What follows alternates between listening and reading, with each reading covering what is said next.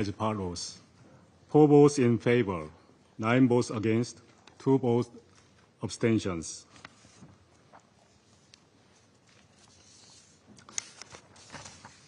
The draft resolution has not been adopted, having failed to obtain the required number of votes.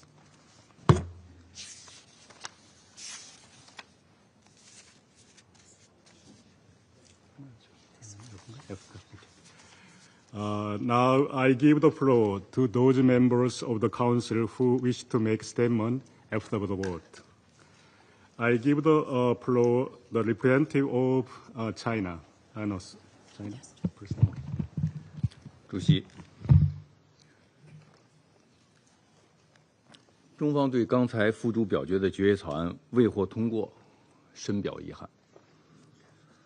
中方始终主张，对话谈判和外交手段是解决伊朗核问题的唯一可行选项，政治解决伊核问题是维护中东和平稳定的唯一正确途径。当前形势已经到了迫在眉睫的关键阶段，我们呼吁各方保持冷静克制，继续开展对话接触，稳妥处理当前困局，避免紧张局势升级。我愿强调以下几点：第一，坚持维护地区和平稳定。历史经验表明，诉诸武力、极限施压不是解决伊核问题的正确方式。在加沙战火持续燃烧、中东局势整体动荡的背景下，伊核问题破局有可能引发地区新的安全危机，这不符合国际社会的共同利益。我们敦促美方展现政治意愿，对伊朗提出的复谈建议作出积极回应，明确承诺不再对伊朗发动军事打击。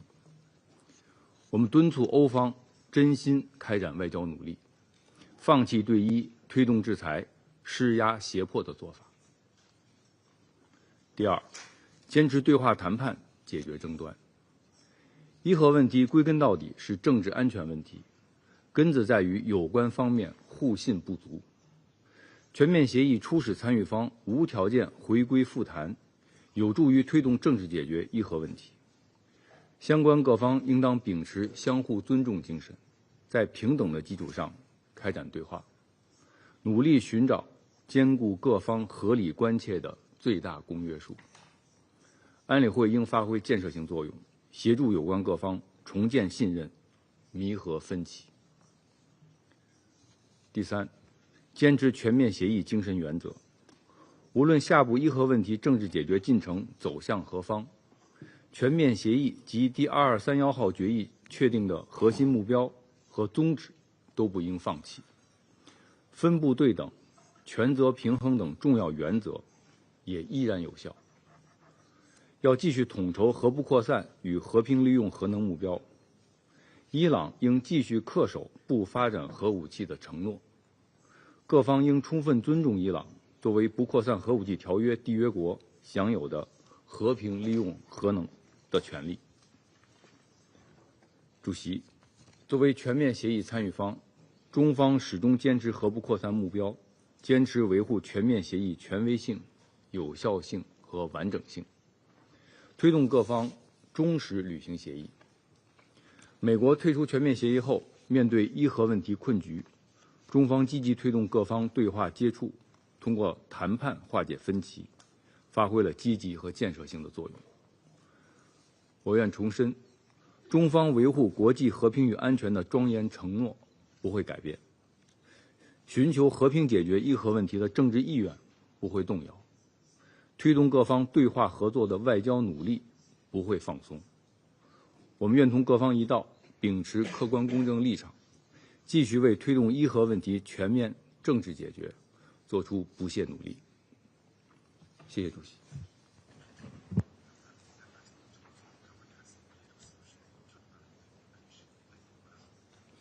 I thank the representative of China for your statement. Now I give the floor to representative of United Kingdom. Thank you, President. And I'd like to start by welcoming the presence of the representative of Iran in this meeting. President, the United Kingdom voted against the draft resolution. First, as this Council knows, Iran is defying the global non-proliferation regime. Iran's nuclear escalation, as detailed in over 60 IAEA reports over the past 6 years, is a threat to international peace and security. Iran's actions mean that the IAEA is not able to confirm that Iran's nuclear program is exclusively peaceful. Among the steps Iran has taken is the accumulation of a high enriched uranium stockpile which lacks any credible civilian justification and is unprecedented for a state without a nuclear weapons program. Second, we have engaged tirelessly in diplomatic efforts to resolve concerns and bring Iran back into compliance with its commitments under the JCPOA. We regret that Iran has continued to block progress in recent months. This includes failing to resume full cooperation with the IAEA and giving no clarity on when inspections to all nuclear sites can resume. The IAEA has also not had access to the high enriched uranium stockpile for over 3 months, nor has Iran provided the reports required by the IAEA on the status of the stockpile. It's also clear from the Supreme Leader's public remarks this week that Iran is not willing to consider direct negotiations with the United States. As a result, this Council does not have the necessary assurance that there is a clear path to a swift diplomatic solution. Third, in its vote last week, this Council fulfilled the necessary steps of the snapback process set out in Resolution 2231. Therefore, UN sanctions targeting Iranian proliferation will be reimposed this weekend. All member states are obliged to comply fully with these sanctions, as required by the UN Charter. President, I reiterate, however, that the United Kingdom remains committed to pursuing a diplomatic solution that ensures Iran never acquires a nuclear weapon, while maintaining Iran's right to a civil nuclear program in line with the Nuclear Non-Proliferation Treaty. Our commitment to diplomacy remains steadfast and is not exhausted. We stand ready to continue discussions with Iran on a diplomatic solution to address international concerns about its nuclear program. In turn, this could allow for the lifting of sanctions in the future. I thank you. I thank the representative of the United Kingdom for the statement. Now I give the floor to representative of Denmark. Thank you, Mr. President. And let me also start by welcoming the representative of the Islamic Republic of Iran to this meeting. Mr. President, last week, the Security Council decided to reimpose sanctions against Iran. Despite Denmark's hope for a breakthrough in the negotiations before the deadline, we regret that the intensive diplomatic efforts this past week, including at the highest level, have not borne fruit. We have still not seen the necessary steps from Iran that would enable us to support an extension of the provisions of Resolution 2231, especially not unconditionally, as today's draft resolution had proposed. It is also problematic that the draft resolution did not call for Iran's return to full cooperation with the IAEA. Adopting today's draft resolution would serve only to prolong a situation that is fundamentally untenable. Therefore, Denmark's position remains the same today as last week. As we have previously expressed, we are deeply concerned about Iran's nuclear program and its accumulation of highly enriched uranium stockpiles, which lack any credible civilian justification. Iran has been in non-compliance with the JCPOA since 2019, and the expiration date of the agreement has been known to all of us for the past decade. The activation of the snapback mechanism was not a hasty decision, nor was it taken lightly, but there was no alternative in this situation. For these reasons, Denmark voted against this draft resolution. Mr. President, our vote should not be mistaken for opposition to diplomacy. Quite the contrary. It is because we value genuine negotiations that we could not support a text that, in our view, undermined the possibility for ensuring a result that delivers on the overarching goal that Iran must never acquire a nuclear weapon. Extending deadlines does not strengthen diplomacy. Delays do not encourage compromise. Denmark's strong belief in the power of diplomacy remains, also after the sanctions are reimposed. We sincerely hope that Iran will change its nuclear course and return to the negotiating table in good faith. I thank you. I thank Representative of Denmark for their statement. Now I give the floor to Representative of United States. Thank you, President. As we made clear last week, the United States supports the case France, Germany, and the United Kingdom, the E3, made for Iran's significant and continuing non-performance of its nuclear commitments. And we support the reimposition of pre-2015 UN sanctions on Iran in accordance with the process laid out in Resolution 2231. The reimposition of these measures, which will go into effect the evening of September 27th, is not arbitrary. Those measures are narrowly scoped to address the threat posed by Iran's nuclear, missile, and conventional arms programs and support for terrorism. And snapback of these measures does not preclude removal through diplomacy. But at this stage, there is no basis for changing course.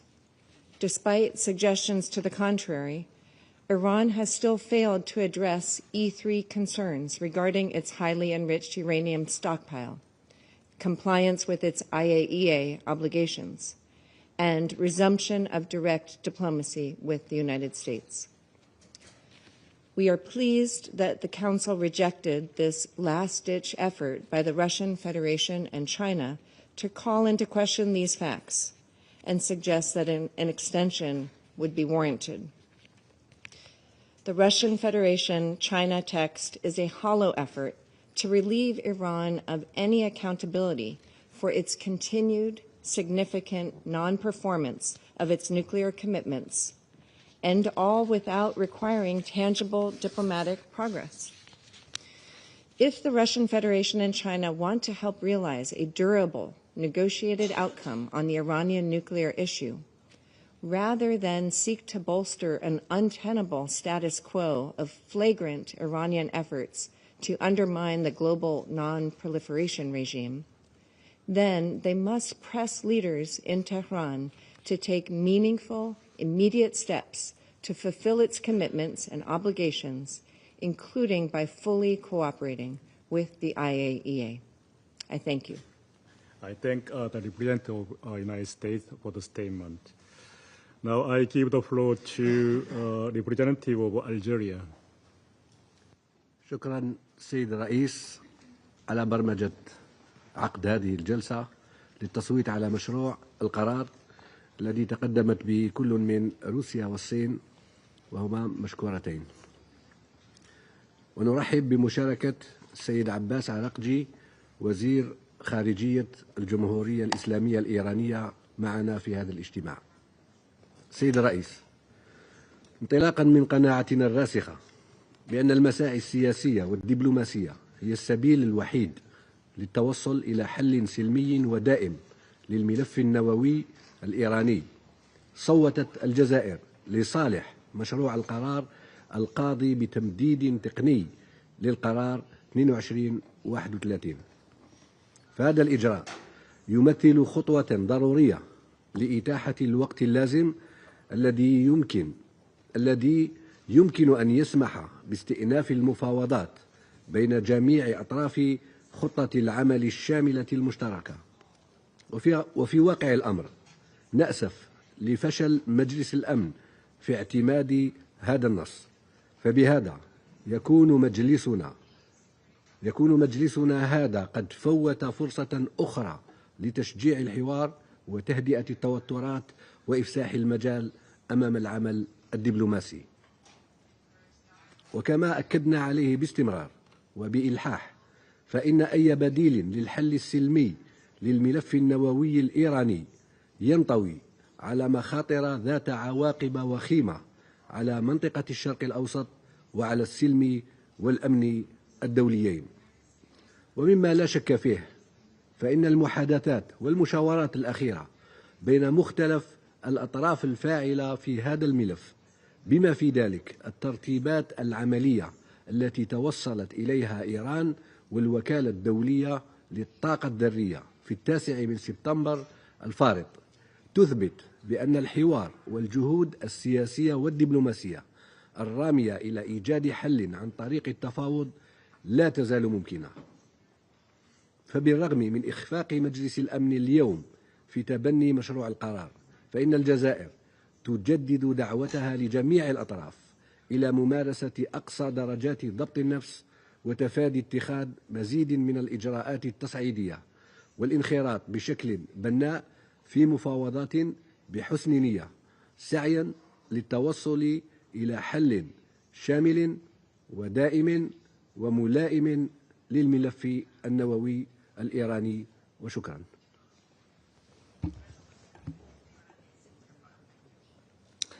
I thank the representative of Algeria for the statement. Now I give the floor to the representative of Pakistan. Thank you very much, Mr. President. Pakistan has voted in favor of the draft resolution. Our position on this matter is based on our strong belief that diplomacy and dialogue should remain the guiding principle for the resolution of outstanding issues concerning Iran's nuclear program. We strongly support the basic premise of the draft resolution, which is to allow more time to diplomatic efforts through a technical extension of the Resolution 2231.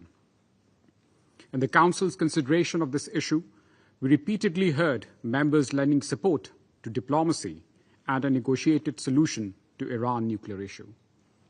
We also consistently heard that the time was not enough for diplomatic solution and talks need more time. We have come to a stage where buying more time would be a critically important prerequisite to move forward. With this in mind, the only logical step, in our view, would be a technical extension of Resolution 2231. Such a decision would not impinge on any party's rights or responsibilities, but provide more time for diplomatic efforts to find a lasting solution acceptable to all states and for reaching consensus within this Council. Mr. President, Pakistan has consistently advocated the primacy of diplomatic engagement and the imperative of avoiding confrontation and conflict. In our view, the JCPOA provided the best blueprint for resolution of Iran nuclear issue, outlining rights, commitments, obligations and responsibilities of relevant parties. The spirit and basic framework of JCPOA could still prove useful if there is a mutual desire to move forward in a spirit of compromise. Just like any international agreement, the implementation of the JCPOA is a shared responsibility of all parties concerned. Any disputes and differences arising from its implementation should be resolved in a cooperative manner without resort to extreme measures. We believe that coercive measures would not resolve outstanding issues, but complicate them further. Sanctions will directly hurt ordinary Iranians and diminish the prospects of regional connectivity, trade, and economic development. Imposition of sanctions will not just be damaging for the targeted country, but also impact its neighborhood and beyond. Pakistan, therefore, opposes intimidation or coercion and calls for a cooperative approach focusing on mutual recognition of core concerns and redressal measures by all parties concerned. Rather than sticking to maximalist positions, there is a need for realistic expectations and accommodation of a consensual, peaceful solution. The nature of challenges require more, not less diplomatic efforts and engagement. Thank you, Mr. President. I thank the representative of Pakistan for the statement. Now I give the floor to representative of Guyana. Mr. President, Ambassador Jihuncha, since this is the first time I'm taking the floor since your arrival, allow me to extend a warm welcome to the Security Council and the United Nations. I also acknowledge the presence of the representative of Iran in this meeting.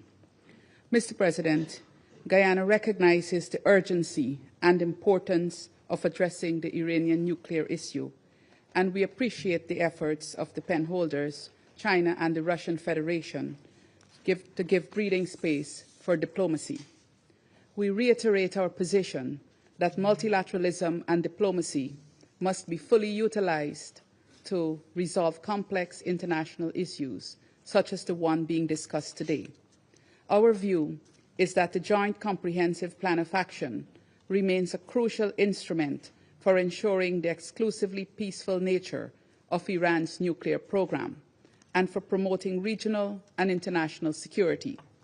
We took note of the positive elements contained in the draft resolution, including its call for the immediate resumption of negotiations among all original participants of the JCPOA, and its welcoming of the recent agreement between Iran and the International Atomic Energy Agency, the IAEA. However, since this is the second resolution on the issue in just a week, brought by different parties to the JCPOA, it is clear that there are differences in approach on how to address the underlying issues that have stalled progress in implementing the JCPOA as endorsed by Resolution 2231. Guyana is therefore of the view that a technical extension may not be enough to make progress. We believe a more comprehensive approach involving all participants is required to foster a lasting diplomatic solution to the Iranian nuclear issue. We urge all parties to engage in good faith to resolve their differences and security concerns by prioritizing dialogue as a matter of urgency. The path of dialogue and mutual respect is the only way to achieve a durable solution that is in the best interest of all. Dialogue, however, Mr. President, requires first and foremost an agreement among the concerned parties to have that dialogue. Without such a foundation, in the spirit of mutual respect and shared purpose, the conversation takes another form. With the approaches taken on this file, one resolution last week, another today, one must question whether at this time we have a true commitment to dialogue. It is with this consideration and with the hope that the parties can come to an agreement on the way forward that Guyana abstained on this resolution. In closing, Guyana reaffirms its commitment to working with the Council to ensure, working with all Council members to ensure that all concerns related to the Iranian nuclear issue can be resolved expeditiously. I thank you. I thank the representative of Guyana for the statement. Now I give the floor to the representative of Sierra Leone. Thank you, Mr. President. I thank the People's Republic of China and the Russian Federation for tabling the draft resolution and for their continued engagement in seeking a diplomatic solution to this complex and sensitive matter. The initiative has created an opportunity for dialogue among all involved parties, which Sierra Leone strongly supports. We also welcome the participation of the representative of the Islamic Republic of Iran in today's meeting. Sierra Leone once again notes the broader geopolitical context within which the Council